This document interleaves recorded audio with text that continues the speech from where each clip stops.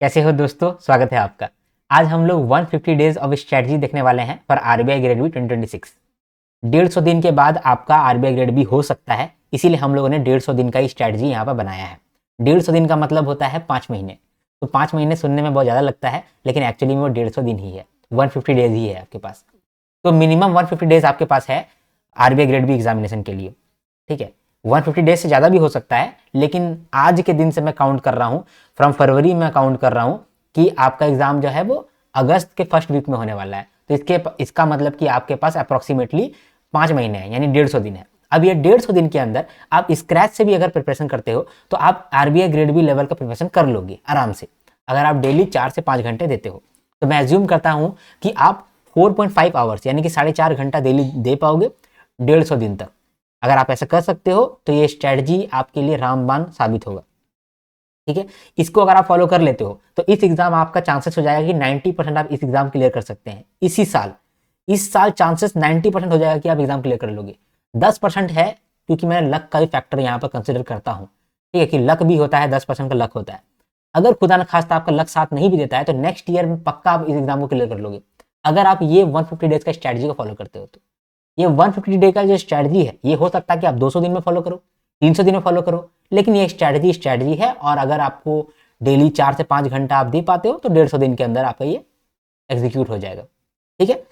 इस स्ट्रेटजी के अंदर हम लोग फेज 1 फेज 2 में जितने भी सब्जेक्ट पूछे जाते हैं वो सब के बारे में बात करेंगे। डिस्क्रिप्टिव राइटिंग के बारे में बात करेंगे, टेस्ट, प्रैक्टिस, जनरल अवेयरनेस, सब के बारे में बात करेंगे, ठीक है। इस एग्जाम को क्लियर करने के लिए आपके पास एक आइडिया रहना चाहिए, एक स्ट्रेटजी है, एक मात्र स्ट्रेटजी है। Understand the requirement of the exam and fulfil the requirement. Requirement समझो कि रिक्वायरमेंट क्या है, उसको फुलफिल करो। अब कैसे फुलफिल करोगे वो आप पे डिपेंड करता है। आपको अगर धीरे धीरे करके हर एक दिन 1-1 घंटा दे करके आपको 300 दिन करना है तो आप करो, या फिर आप चाहते हो कि मैं 3 महीना में ही 12-12 घंटा करके पढ़ाई कर लूँ तो भी आप कर सकते हो। अगर मैं आपको बोलूँ कि आप 5 महीना में 4-4 घंटा करके काम करना चाहते हैं तो भी हो जाएगा, ठीक है। लेकिन ये समझो कि रिक्वायरमेंट क्या है, एग्जामिनेशन का रिक्वायरमेंट क्या है। अगर आपको ये मालूम चल गया, उस रिक्वायरमेंट को फुलफिल कर दो, दैट्स इट, ठीक है।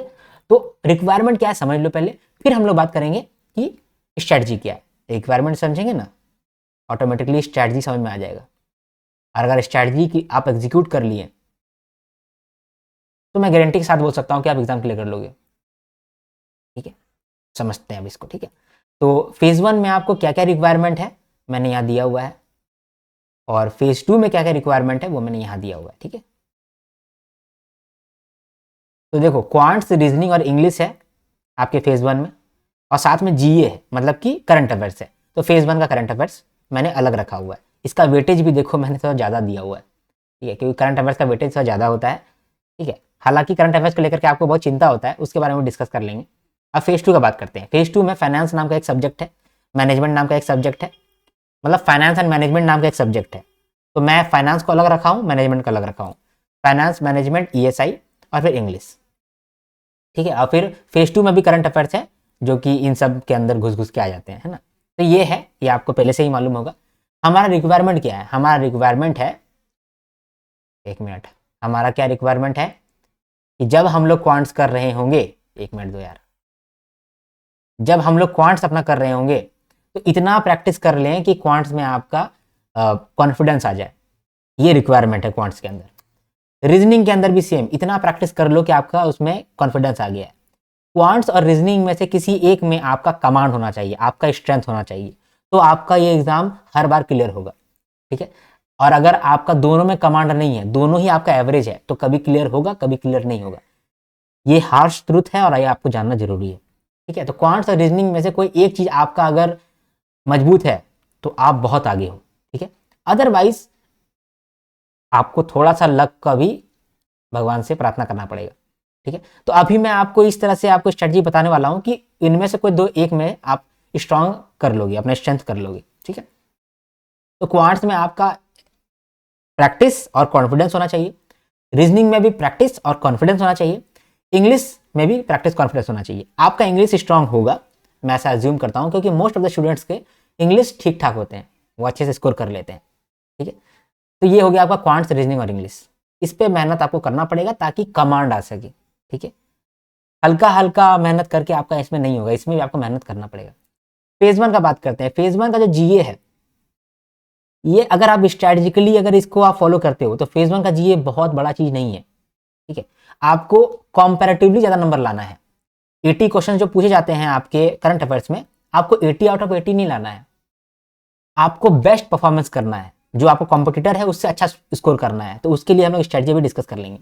तो करंट अफेयर स्ट्रेटेजिकली चलना है, क्वांट्स में प्रैक्टिस और कॉन्फिडेंस होना चाहिए, रीजनिंग में भी प्रैक्टिस कॉन्फिडेंस होना चाहिए, इंग्लिश में भी हल्का फुल्का प्रैक्टिस और कॉन्फिडेंस होना चाहिए।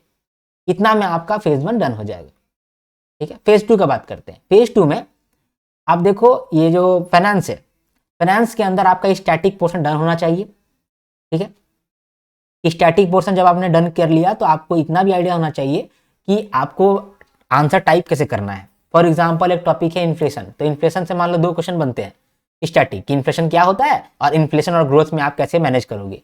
तो ये 2 क्वेश्चन अगर आप बनते हैं तो ये 2 क्वेश्चन आप सॉल्व करने जानते हो। इसमें आप क्या लिखोगे वो आपको आइडिया है, डिस्क्रिप्टिव राइटिंग कैसे करते हैं उसका आपको आइडिया है। तो ये रिक्वायरमेंट है फाइनेंस के अंदर, ठीक है। अभी मैनेजमेंट का बात करें तो मैनेजमेंट एक स्टैटिक टॉपिक है, इसका हर एक कॉन्सेप्ट आपके दिमाग में रहना चाहिए, याद रहना चाहिए, ताकि अगर वो कॉन्सेप्ट को टेढ़ा मेढ़ा करके भी पूछे तो आप जवाब दे पाओ। इसमें करंट अफेयर्स कुछ नहीं रहता है, मैनेजमेंट में कुछ करंट अफेयर्स नहीं रहता है, तो ये जो है स्कोरिंग सब्जेक्ट भी है, ठीक है। अभी हम लोग ईएसआई का बात कर लेते हैं। ईएसआई भी फाइनेंस का जैसा ही है। ईएसआई में यानी कि इकोनॉमिक एंड सोशल इश्यूज के अंदर आपको स्टैटिक जो वीडियोज है उनको देखना होता है, स्टैटिक कवरेज करना होता है, और साथ में आपको ये जानना होता है कि हम लोग उसको डिस्क्रिप्टिव राइटिंग में कैसे प्रेजेंट करते हैं। ईएसआई का जो क्वेश्चन बनता है एग्जामिनेशन में वो कभी कभी डिफिकल्ट साइड में होता है और रिपोर्ट से क्वेश्चन बनते हैं। तो ईएसआई से मोस्टली करंट अफेयर्स ज्यादा बनते हैं और स्टैटिक क्वेश्चन कम बनते हैं, but you have to do both. आपको करंट अफेयर्स भी करना पड़ेगा, स्टैटिक पोर्शन भी कवर करना पड़ेगा।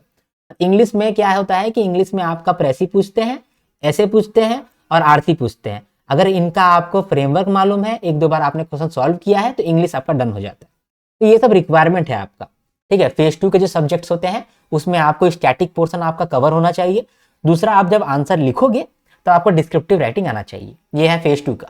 और फेज 1 में क्या है, प्रैक्टिस आना चाहिए प्लस कॉन्फिडेंस। तो यहाँ मैं लिख देता हूँ, फेज 1 का जो सब्जेक्ट है उसके अंदर आपका प्रैक्टिस होना चाहिए, ठीक है। दूसरा आपका कमांड होना चाहिए, कमांड में बोल सकता हूँ कॉन्फिडेंस होना चाहिए, और जीए के लिए आपका स्ट्रेटजी होना चाहिए। 3 चीज आपका रिक्वायरमेंट है, ठीक है, फेज 1 के लिए। फेज 2 का बात करते हैं। फेज 2 में आपको स्टैटिक कवरेज आपका होना चाहिए, ठीक है। दूसरा, करंट अफेयर्स भी आप करते हैं, ठीक है। और तीसरा, आप किस तरह से करंट प्लस स्टैटिक का डिस्क्रिप्टिव आंसर राइटिंग करते हैं, ठीक है। ये है आपका रिक्वायरमेंट, ठीक है। अभी देखो, अगर आप रिक्वेस्ट करोगे मुझे तो मैं डिस्क्रिप्टिव आंसर कैसे लिखते हैं इसका मैं वीडियो लेकर के आऊंगा, ठीक है, सेपरेट वीडियो। यहाँ पर मैं ओवर आपको बता दूंगा, लेकिन डिस्क्रिप्टिव के लिए अगर आपको सेपरेट वीडियो चाहिए तो वो मैं लेकर के आऊंगा, ठीक है, ठीक है। ये है हमारा रिक्वायरमेंट, इस रिक्वायरमेंट को हम लोग को फुलफिल करना है, ठीक है। इनमें से जितना भी मैंने आपको, देखो जिस तरीके से मैंने बॉक्स बनाया है ना, उसका उतना ही वेटेज है। अगर क्वांट्स का बॉक्स मैंने थोड़ा सा बड़ा ही रखा है तो भाई बड़ा है उसका वेटेज। अगर यहाँ पर देखो करंट अफेयर्स के लिए मैंने ज़्यादा बड़ा बॉक्स रखा है, ज़्यादा वेटेज है उसका, ठीक है। अभी हम लोग और थोड़ा सा डेप्थ में जाते हैं, ठीक है। तो 150 डेज को मैंने 2 भागों में बांटा है, एक 90 डेज और 60 डेज, ठीक है। पहला 90 डेज में आप करते हो quants, reasoning, English plus static chapters, static chapter आप करते हो। ये है आपका पहला 90 दिन का काम, ठीक है। और उसके बाद जो 60 दिन बचता है या फिर एग्जाम के 60 दिन पहले आप क्या करोगे, सिर्फ आप करंट अफेयर्स करोगे। अगर ये अप्रोच आप फॉलो करते हैं तो आप बहुत आगे जाओगे, बहुत आगे, और आप एग्जाम क्लियर कर लोगे, ठीक है। अब ये जो अप्रोच है कि करंट अफेयर्स आप लास्ट 60 डेज में आप करोगे, इसका अब बेनिफिट सुनो सिर्फ, ठीक है। आपने स्टैटिक पोर्शन कवर कर लिया पहला 90 दिन में, ठीक है। उसके बाद फिर आप करंट अफेयर्स में जंप किए। जब आप करंट अफेयर्स में जंप किए तो सिर्फ आप करंट अफेयर्स ही कर रहे हैं, फिर आप दिमाग में लगा रहे हैं कि भाई मेरा क्वांट्स तो बच गया है, क्या मेरा क्वांट्स तो बच गया है, क्वांट्स नहीं हो रहा है, मेरा तो रीजनिंग नहीं हो रहा है, इंग्लिश नहीं हो रहा है, या स्टैटिक टॉपिक मेरा डन नहीं हुआ है। ये चिंता आप लेके नहीं आ रहे हैं जब आप करंट अफेयर्स करने आ रहे हैं। तो क्या होगा ना, आप करंट अफेयर्स के लिए दिमाग आपका क्लियर रहेगा, ठीक है। दूसरा, करंट अफेयर्स में जो इंपॉर्टेंट है वो आपके दिमाग में रहेगा कि ये मेरा इंपॉर्टेंट है, ये मेरा इंपॉर्टेंट है। आप झूठ मूठ का लेंदी टॉपिक नहीं देखोगे, क्योंकि आपके पास कम समय है, 60 डेज में आप इंपॉर्टेंट टॉपिक देखोगे और वहां पर आपको क्लैरिटी मिल जाएगा कि क्या चीज आपको याद रखना है। और एग्जाम में आपको याद ही तो रखना है। करंट अफेयर्स पढ़ तो लेगे बहुत सारा, याद ही नहीं रहा तो क्या बेनिफिट है? कोई बेनिफिट नहीं है। करंट अफेयर्स के लिए भी हम लोग वीडियो लेकर के आएंगे जहाँ पर जीए का स्ट्रैटेजी हम लोग डिस्कस करेंगे। ठीक है, यहाँ पर भी थोड़ा बहुत मैं ऊपर ऊपर एक स्ट्रैटेजी डिस्कस कर देता हूँ ताकि आपको थोड़ा सा एक आइडिया हो जाए। ठीक है, तो करंट अफेयर्स हम लोग या आप हमेशा ये करना कि लास्ट 60 डेज में ही आप कवर करना, last 60 days from the examination. ठीक है, तो ये आप अगर करोगे तो आप बहुत बेटर रहोगे। और जब भी आप मान लो कि स्टैटिक पोर्शन कर रहे हैं या क्वांट्स रीजनिंग इंग्लिश कर रहे हैं, अभी आप ये चिंता भी नहीं लीजिए कि हमको करंट अफेयर्स करना है, अभी करंट अफेयर्स छोड़ दीजिए। यहाँ पर इसका बहुत अच्छा से पार्टीशन करना जरूरी है, मैंने करके दिया है आपको। याद रखना ये पार्टीशन ऐसे ही नहीं है, इसके पीछे का थोड़ा सा मैंने सोच लगाया है। पार्टीशन स्ट्रांग है, आपको क्लियर पार्टीशन दिख रहा है। 60 डेज में करंट अफेयर्स, उसमें आप ज़्यादा दिमाग नहीं लगाएंगे, स्टैटिक चैप्टर, क्वांट्स का, रीजनिंग का, इंग्लिश का। और इधर 90 डेज में यहाँ आप चिंता नहीं करेंगे करंट अफेयर्स का, यानी दोनों का अपना अपना जगह है। ठीक है, इससे आपका फोकस शिफ्ट नहीं होगा, आप अपना पोटेंशियल का मैक्सिमम यूटिलाइजेशन कर पाओगे। मैं यही चाहता हूं कि आप अपना फोकस का मैक्सिमम यूटिलाइजेशन करो और चीजों को यूं कर लो। ठीक है, चलो तो यहां पर एक एक सब्जेक्ट का बात करता हूं कि एक एक सब्जेक्ट में आप क्या करोगे। अभी 90 डेज का बात हुआ ना, तो 90 डेज का मैं यहां देख लो आप, 90 डेज को मैंने यहाँ पर तोड़ के रखा हुआ है। ठीक है, क्योंकि ये थोड़ा सा डिफिकल्ट होता है। करंट अफेयर तो आपका मालूम है, करंट अफेयर जैसे करना है वैसे करना ही है। ये जो 90 डेज में आप करोगे फाइनेंस मैनेजमेंट ईएसआई कैसे करोगे, ठीक है, ये हम लोग देख लेते हैं। देखो फाइनेंस में क्या जरूरत होता है, फाइनेंस में क्या जरूरत होता है कि आप स्टैटिक पोर्शन डन कर लिए हैं, स्टैटिक जो वीडियोस है वो देख लिए हैं। ठीक है, उसके बाद रिवीजन आप कर लिए हैं, एमसीक्यू रिवीजन कर लिए हैं और डिस्क्रिप्टिव क्वेश्चन का भी प्रैक्टिस कर लिए हैं। ये 3 काम आप किए हैं फाइनेंस के लिए, ये 3 काम आप किए हैं ईएसआई के लिए भी, और ये 3 काम किए हैं आप मैनेजमेंट के लिए। ठीक है, ये है रिक्वायरमेंट फाइनेंस मैनेजमेंट ईएसआई का। I hope you understand. ठीक है, इसके बाद फिर इंग्लिश में आप फ्रेमवर्क देख लो कि प्रेसी राइटिंग कैसे करते हैं और 2 प्रेसी राइटिंग कर लो, ऐसे कैसे लिखते हैं ये जान लो और फिर ऐसे 2 को लिख लो, बस दैट इज इनफ। उतना ही आपका इनफ हो जाएगा इंग्लिश के लिए। ठीक है, तो आप समझ गए कि स्टैटिक वीडियो देखो, एमसीक्यू रिवाइज कर लो और डिस्क्रिप्टिव क्वेश्चन कर लो। मेरे कोर्स में भी मैं इसी तरह से फ्लो रखा हूं कि आप स्टैटिक वीडियो देखोगे, एमसीक्यू रिवीजन करोगे और डिस्क्रिप्टिव क्वेश्चन फिर आप देखोगे, है ना। चलो, ये हो गया आपका finance management ESI English. Quants के लिए आप इंपॉर्टेंट टॉपिक ढूंढोगे और उसका वीडियो यूट्यूब वीडियोस देखोगे। रीजनिंग के अंदर आप इंपॉर्टेंट टॉपिक ढूंढोगे, उसका आप सॉल्व करोगे यूट्यूब वीडियो से। लेकिन डेली आप एक टॉपिक तो एक्स्ट्रा करते रहोगे रीजनिंग का, यानी रीजनिंग में अदर इंपॉर्टेंट टॉपिक तो चलते रहेगा आपका, लेकिन क्रिटिकल रीजनिंग और पजल ये भी आप डेली करते रहोगे। डेली एक पजल करते रहो। अगर पजल आपका स्ट्रांग नहीं है तो डेली एक क्रिटिकल रीजनिंग का क्वेश्चन करते रहो, डेली एक क्रिटिकल रीजनिंग का क्वेश्चन। इसमें क्या होगा ना, over the period of time आप उस चीज में कॉन्फिडेंस हासिल कर लोगे। और मैंने बोला कि कॉन्फिडेंस ही आपको चाहिए और प्रैक्टिस आपको चाहिए। आप रेगुलर प्रैक्टिस करोगे, डेली एक एक क्वेश्चन करोगे, प्रैक्टिस आ गया, कॉन्फिडेंस आ गया, बस यही तो चाहिए आपको फेज 1 में। ठीक, क्लियर। क्वांट्स आपका डन हो गया, रीजनिंग भी आपका डन हो गया। इंग्लिश में रिक्वायरमेंट है फास्ट रीडिंग स्पीड। आपको इंग्लिश में ऐसा क्वेश्चन देता है, और इंग्लिश में ही नहीं सारे सब्जेक्ट में आपको इस तरीके से क्वेश्चन देता है कि आपको बहुत ज्यादा रीड करना पड़ता है, सब कुछ लेंदी देता है। तो रीडिंग स्पीड आपका फास्ट होना चाहिए। रीडिंग स्पीड फास्ट कैसे आएगा, जब आप डेली एडिटोरियल्स देखते हो तो आपका रीडिंग स्पीड फास्ट आ जाएगा। रीडिंग स्पीड फास्ट आ गया तो आप आरसी सॉल्व करके लेके जाओगे। आरसी जो है वो 8 नंबर का पूछते हैं इंग्लिश के अंदर। दूसरा पैरा जंबल, रेगुलर हर एक दिन एक पैरा जंबल सॉल्व करना। यूट्यूब में बहुत सारे वीडियोस है, कोई सा भी वीडियोस उठाओ भाई और करते चलो। डेली एक पैरा जंबल लो, 15 मिनट भी नहीं लगेगा। डेली एक पैरा जंबल इंग्लिश के अंदर, डेली एक पैरा जंबल करो। ठीक है, और ये 150 दिन में आप 150 पैरा जंबल आप कर लोगे, that is enough, more than enough. ठीक है, मोर देन सफिशिएंट। बस अब पैरा जंबल से भी आपका जो है वो 5 नंबर या 7 नंबर आएगा। देखो 8, 5, 13 नंबर तो यहीं से आ गया आपका। ठीक है, और बाकी अदर टॉपिक्स आप करते रहो, जैसे कि आप एरर का क्वेश्चन हो गया, एरर का क्वेश्चन भी मान लो कि आपका 5 नंबर देगा। तो आप यहीं पर क्लियर हो कि आप एडिटोरियल, एरर और पैरा जंबल अगर ये 3 आप रेगुलर करते हो तो 8, 5, 13, 5, 18 नंबर आपका ऐसे ही आता है। ठीक है, क्लियर। अभी देखो मैंने आप इन सब का स्ट्रैटेजी वीडियो ऑलरेडी अपलोड किया हुआ है, क्वांट्स का, रीजनिंग का, इंग्लिश का स्ट्रैटेजी वीडियो मैंने ऑलरेडी अपलोड किया हुआ है, अगर आप वो वीडियो नहीं देखें तो जाकर के जरूर देखो। एक प्लेलिस्ट मेरा बना हुआ है स्ट्रैटेजी के नाम से, देखो उसको आप, उसमें आपको पूरा क्लैरिटी मिलेगा। ठीक है,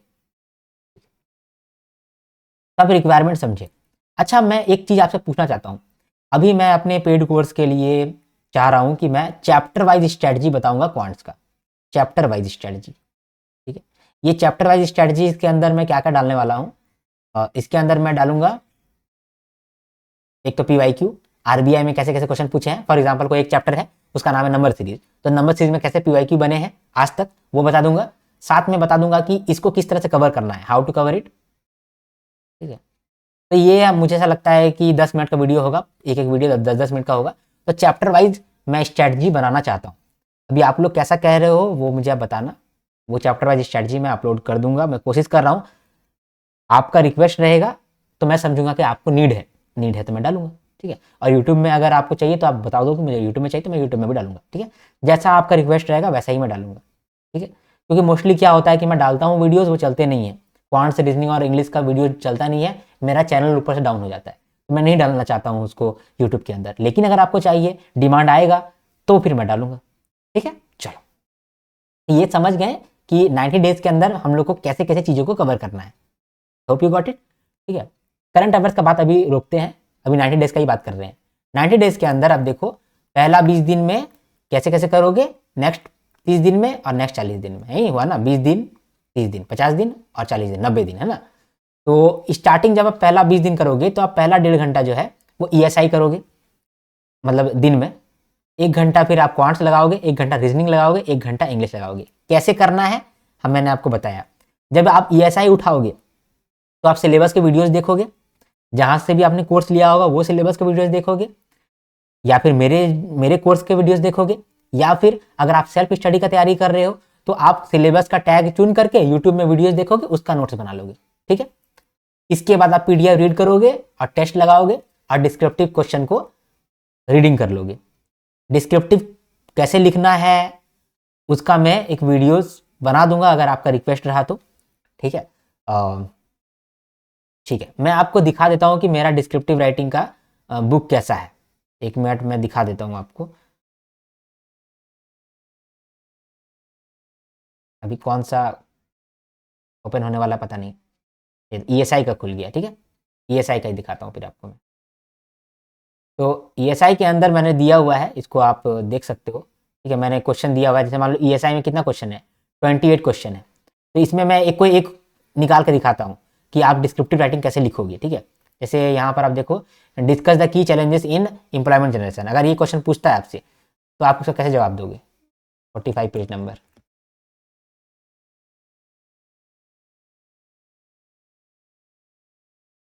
मिनट दो, 45 पेज नंबर, हाँ ये देखते हैं। चलो, यहाँ बोला ना discuss the key challenges in employment generation, तो मान लो इस तरह का कभी क्वेश्चन आता है करंट अफेयर्स के, तो वहाँ पर आप आंसर कैसे करोगे। तो किस तरह से आपको आंसर करना है इसके बारे में हम लोग नेक्स्ट वीडियो में डिस्कस कर लेंगे, अगर आपका ये रहा रिक्वेस्ट रहा तो। ठीक है, क्योंकि थोड़ा सा ये कॉम्प्लिकेटेड है, मैं यहाँ पर कॉम्प्लिकेटेड आपको नहीं इन्फॉर्मेशन देना चाहता हूँ, ताकि जो भी आप समझ रहे हो उल्टा पुल्टा हो जाए। ठीक है, तो वो मैं बाद में कर दूंगा।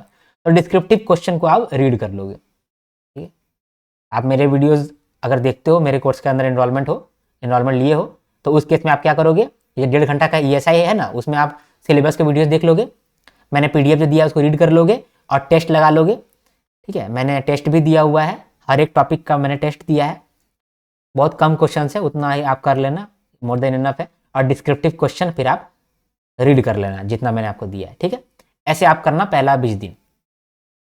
इंपॉर्टेंट टॉपिक्स को पकड़ो और उसका प्रैक्टिस कर लो।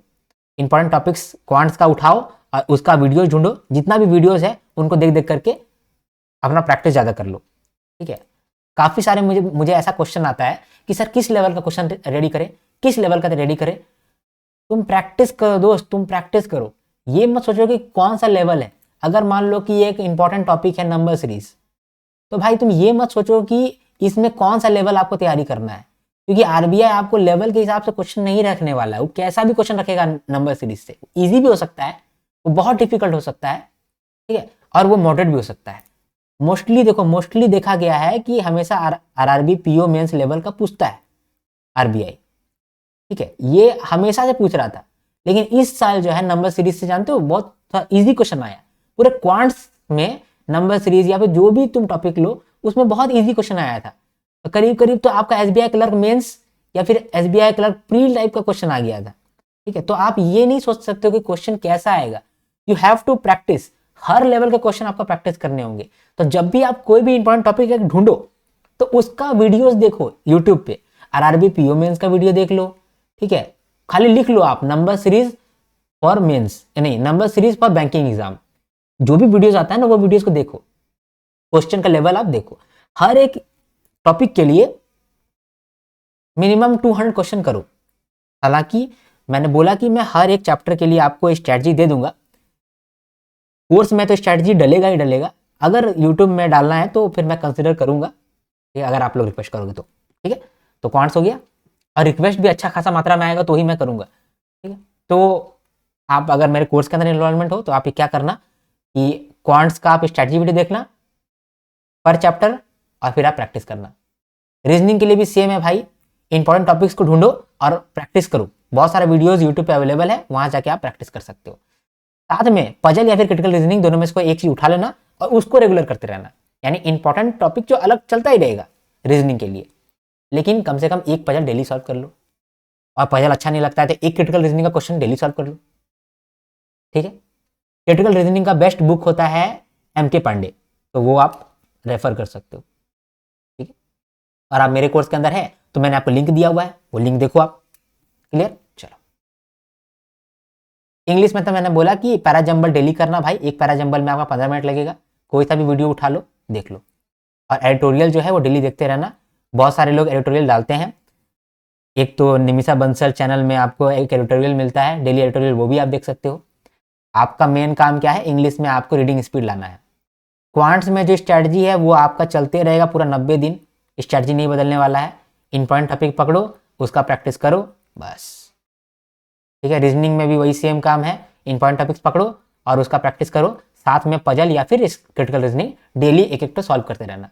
इंग्लिश में भी रीडिंग पे काम करना है तो इसका मतलब आप एडिटोरियल पढ़ोगे और पीजे पैराजंबल डेली करोगे, साथ में इंपॉर्टेंट टॉपिक जो है वो कभी कभी देखते रहोगे। इंपॉर्टेंट टॉपिक का लिस्ट मैंने आपको ऑलरेडी दिया हुआ है, ठीक है। अभी पहला 20 दिन तो आपने ईएसआई किया, नेक्स्ट 30 डेज में आप फाइनेंस करोगे। तो आप बोलोगे कि सर पहला 20 दिन में ईएसआई डन हो जाएगा। डन हो जाएगा अगर आप 1.5 घंटा देते हो तो डेली, क्योंकि मैंने कैलकुलेट कर लिया है, मैं अपने कोर्स के हिसाब से इसको बना के रखा हूं, ठीक है। या फिर अगर मान लो कि आप सेल्फ स्टडी भी कर रहे हो तो भी 1.5 घंटा इनफ रहेगा, ठीक है। अगर आप किसी का कोर्स लिए हुए हैं, उनका बहुत ज़्यादा लेंदी है तो फिर मैं नहीं कुछ कह सकता हूँ। लेकिन अगर आप सेल्फ स्टडी कर रहे हो, सेल्फ स्टडी का मतलब कि सिलेबस का टॉपिक उठाए, उसको यूट्यूब पर डाले और उसका नोट्स बना लिए, अगर आप ये काम कर रहे हो, ठीक है, या फिर आप मेरा कोर्स देख रहे हो, ठीक है, आर्यंस ग्रेड बी का आप कोर्स देख रहे हो और फिर काम कर रहे हो, तो ऑटोमेटिकली आपका इतना में डन हो जाएगा। मैंने वही सोच करके ये वीडियो को बनाया है, ठीक है।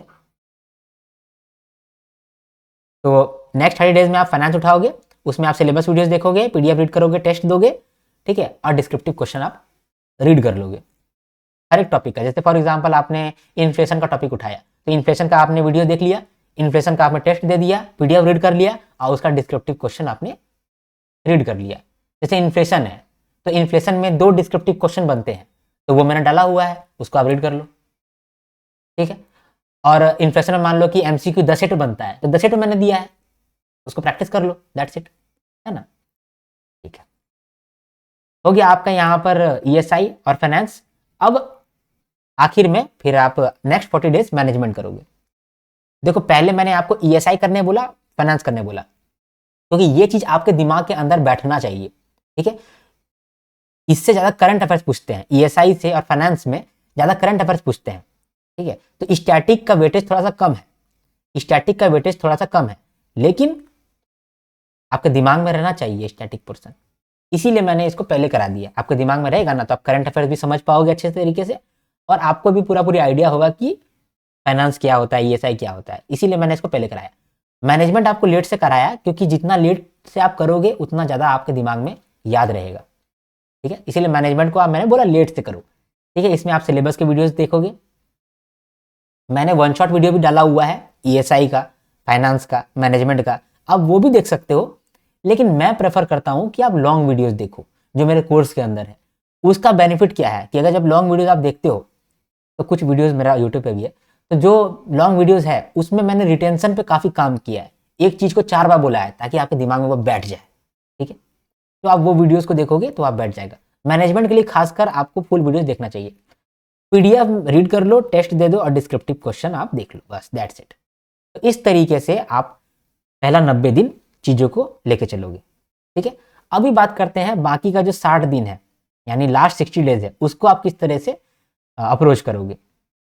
लास्ट 60 डेज में सिर्फ करंट अफेयर्स पे फोकस करना है, सिर्फ करंट अफेयर्स, और कहीं नहीं जाना है। ठीक है, चलो यहाँ पर कुछ चीज जो GA कैसे करते हैं थोड़ा सा मैं आइडिया देना चाहता हूँ आपको। इकोनॉमिक सर्वे और budget, it is one of the most important document for the preparation of RBI grade B and any other regulatory bodies examination. तो इकोनॉमिक सर्वे और बजट, इसको आपको अच्छे से करना होगा।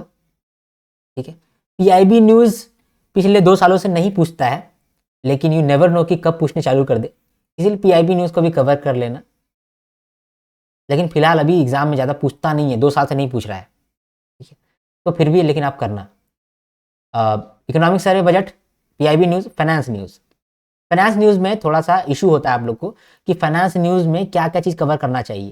फाइनेंस न्यूज़ में आपका दिमाग में क्या क्या चल रहा है मैं आपको वो लिख देता हूँ। ठीक है, फिर मैं बताता हूँ कि क्या क्या एक्चुअल में इंपॉर्टेंट है। आपके दिमाग में फाइनेंस न्यूज़ का मतलब होता है बैंकिंग न्यूज़, तो वो मैं लिखता हूँ। अभी देखो मैं जो भी ये सब बात बोलता हूँ ना, ये है PYQ एनालिसिस के ऊपर। ठीक है, तो ऐसा नहीं है कि मेरा मन आ रहा है मैं बोल दे रहा हूँ। ठीक है, मेरा 2 साल का एक्सपीरियंस है और 2 साल में मैंने हो सकता है कि 15 बार PYQ को एनालाइज किया है। ठीक है, जैसे कि आपको लगता होगा कि फाइनेंस में बैंकिंग न्यूज़ जरूरी होता है, RBI सर्कुलर जरूरी होता है। ठीक है, आपको लगता होगा कि RBI नोटिफिकेशन लगता जरूरी है, RBI सर्कुलर, RBI नोटिफिकेशन, फिर सेबी सर्कुलर, सेबी सर्कुलर, ये आपको दिमाग में लग रहा होगा कि ये सब इंपॉर्टेंट है। इसके बाद फाइनेंशियल न्यूज़पेपर, ठीक है, फाइनेंशियल न्यूज़पेपर, और क्या क्या, और आपको लगता है क्या लगता है यार अभी बता दो। ठीक है, notification, RBI notification, SEBI circular, financial newspaper, चलो हम याद नहीं आ रहा है, एक और चीज़ भी हम याद आ रहा था, भूल गए। ठीक है, तो ये सब आपको लगता है कि ये, हाँ, रिपोर्ट्स, फाइनेंशियल रिपोर्ट्स, आपको लगता है कि ये सब इंपॉर्टेंट है। लेकिन मैं आपको बता देता हूँ कि अगर आप RBI के लिए तैयारी कर रहे हैं तो आप देखो कैसे चीज़ों को मिटाओगे।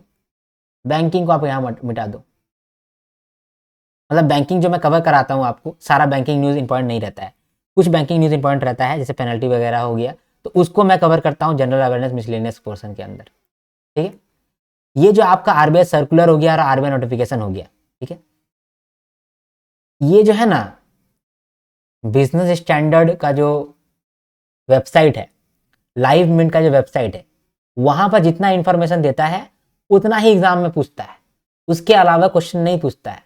उसके अलावा 1 या 2 क्वेश्चन एक्स्ट्रा रहेगा, तो सिर्फ 1 या 2 क्वेश्चन के लिए आप अलग से RBI सर्कुलर, RBI नोटिफिकेशन या सेबी सर्कुलर नहीं करेंगे। ठीक है, और अगर करना भी है तो लास्ट मंथ आप ऊपर पर देख लेंगे। ठीक है, फाइनेंशियल न्यूज़पेपर में सब कुछ कवर हो जाता है और रिपोर्ट्स हम लोग अलग से करते हैं। ठीक है, तो यहाँ हो गया आपका फाइनेंशियल न्यूज़पेपर से हो जाता है। PIB न्यूज़ लास्ट 4 मंथ का जरूरत होता है। सर्कुलर्स और नोटिफिकेशन लास्ट मंथ में आप कहीं और से कर लो, कहीं से भी कर लो, समरी कर लो, दैट विल बी इनफ। ठीक है, तो ये सब आपका जरूरी है। ठीक है, अब कुछ रिपोर्ट्स के बारे में बात करते हैं जो कि बहुत इंपॉर्टेंट बनता है। तो कुछ RBI का रिपोर्ट्स है, कुछ इंटरनेशनल रिपोर्ट्स है। ठीक है, तो RBI में RBI annual report, report on currency and finance, financial stability board report. ठीक है, ये इंपॉर्टेंट है RBI रिपोर्ट के अंदर। इंटरनेशनल रिपोर्ट के अंदर आपका वर्ल्ड डेवलपमेंट रिपोर्ट और वर्ल्ड इकोनॉमिक आउटलुक, ये इंपॉर्टेंट है। ये सब कुछ फेज 1 के लिए भी इंपॉर्टेंट है, फेज 2 के लिए भी इंपॉर्टेंट है। ठीक है, करंट अफेयर्स बदलेगा थोड़ी, उसको पूछने का तरीका बदल जाएगा, फेज 1 में अलग तरीके से पूछेंगे, फेज 2 में अलग तरीके से पूछेंगे। ठीक है, तो रिपोर्ट्स में समझ लिए, कुछ RBI रिपोर्ट्स, कुछ इंटरनेशनल रिपोर्ट्स। अब कुछ अदर रिपोर्ट्स भी होते हैं जो लास्ट 3 मंथ में आते हैं, वो सब इंपॉर्टेंट होते हैं, अदर इंटरनेशनल रिपोर्ट्स। ठीक है, स्कीम्स, अब देखो सारा स्कीम्स इंपॉर्टेंट नहीं होता है। नाबार्ड ग्रेड ए के लिए स्कीम्स है इंपॉर्टेंट, लेकिन RBI ग्रेड बी के लिए इतना इंपॉर्टेंट नहीं है स्कीम्स। जो पीआईबी में स्कीम्स चलते हैं उतना ही आप कर लोगे, दैट विल बी इनफ। ठीक है, क्लियर हो गया आपको, ये भी मैंने बता दिया आपको। तो ये कुछ करंट अफेयर्स थे जो कि आपको करने होते हैं। ठीक है, इतना ही इनफ रहता है। तो करंट अफेयर्स को लेकर के ज़्यादा चिंता मत करो। ठीक है, जब आप करंट अफेयर्स एक साथ बहुत सारा करंट अफेयर्स जब आप करने चालू करोगे ना, तो मैं आपको बताता हूँ कि वो आप रिवीजन करने आपके लिए आसानी होगा और आप पकड़ पाओगे कि इंपॉर्टेंट कौन कौन सा है। इसीलिए मैंने बोला कि लास्ट 60 डेज में आप कर सकते हो। ठीक है, मैं भी आपको कराता हूँ। हालांकि एक मेरा संकलन बैच चालू हो गया है अभी। संकलन बैच में क्या है, संकलन बैच आरबीआई ग्रेड बी के लिए मेरा बैच चलता है, यूट्यूब पे फ्री है, इसका पीडीएफ आपको पेड मिलता है। ठीक है, ये संकलन जो है इसका मतलब क्या होता है, संकलन का मतलब होता है कंपाइलेशन। संकलन में सिर्फ इंपॉर्टेंट वाला या फिर जो सिर्फ एग्जाम से रेलिवेंट है उसका ही मैं वीडियो डालता हूँ, उसका ही मैं पीडीएफ डालता हूँ और सब कुछ आपका कवर करा देता हूँ मैं। Economic survey, budget, other reports, RBI reports, international reports, finance news, PIB news, general awareness, miscellaneous, सब कुछ मैं डाल देता हूँ अपने संकलन बैच के अंदर। आप पिछले साल का संकलन बैच देख सकते हैं, इस साल का भी संकलन बैच देख सकते हैं। ठीक है, क्लियर हो गया। अभी देखो मैं आपसे बोलूँगा कि अगर आपको जो भी लगता है, ठीक है, आपको कोई भी डाउट आ रहा है तो वो आप अभी मुझे कमेंट करो। ठीक है, या कहीं पर भी आपको ऐसा लगा कि डाउट आ रहा है कि ये चीज़ नहीं होना चाहिए, वो चीज़ होना चाहिए, ठीक है, या फिर ये कैसे करना है, वो कैसे करना है, तो आप मुझे वो कमेंट करो। ठीक है, वो कमेंट का मैं आपको आंसर दे दूंगा। ठीक है, चलो, तो ये हो गया हमारा, सब कुछ मैंने यहाँ पर कवर कर दिया है ऑलमोस्ट। कोई डाउट आपका आता है तो आप जरूर बोलो। ठीक है, आपका एक लाइक जो है वो मेरा मोटिवेशन दुगना करता है, मेरा वीडियो का क्रेडिबिलिटी हाई करता है और मेरा भी क्रेडिबिलिटी हाई करता है। ठीक है, आपका एक पॉजिटिव कमेंट मेरा दिन बना देता है, बोलने के लिए नहीं, मैं सच में बोल रहा हूँ, आपका एक कमेंट मेरा दिन बना देता है। आप कमेंट करने से पीछे नहीं हटना। ठीक है, बहुत अच्छा लगता है मुझे पॉजिटिव कमेंट करने से। अगर आपको कोई डाउट है तो वो भी आप बोलो, मैं आपको आंसर करूँगा। ठीक है, आप वीडियो को शेयर कर सकते हो, बिकॉज शेयरिंग इज केयरिंग। और सब्सक्राइब करके रखो अगर आप आरबीआई ग्रेड बी का तैयारी कर रहे हो या फिर नाबार्ड ग्रेड का तैयारी कर रहे हो या फिर कोई रेगुलेटरी बॉडी का तैयारी कर रहे हो, क्योंकि ये चैनल में आपको कंटेंट, क्वालिटी कंटेंट मिलता ही रहता है और मिलेगा ही आगे। ठीक है, तो आप बेनिफिट में रहोगे। चलो आप लोग मिलेंगे नेक्स्ट वीडियो में, तब तक के लिए हर हर महादेव, शंभू शंकर, जय हिंद, जय भारत।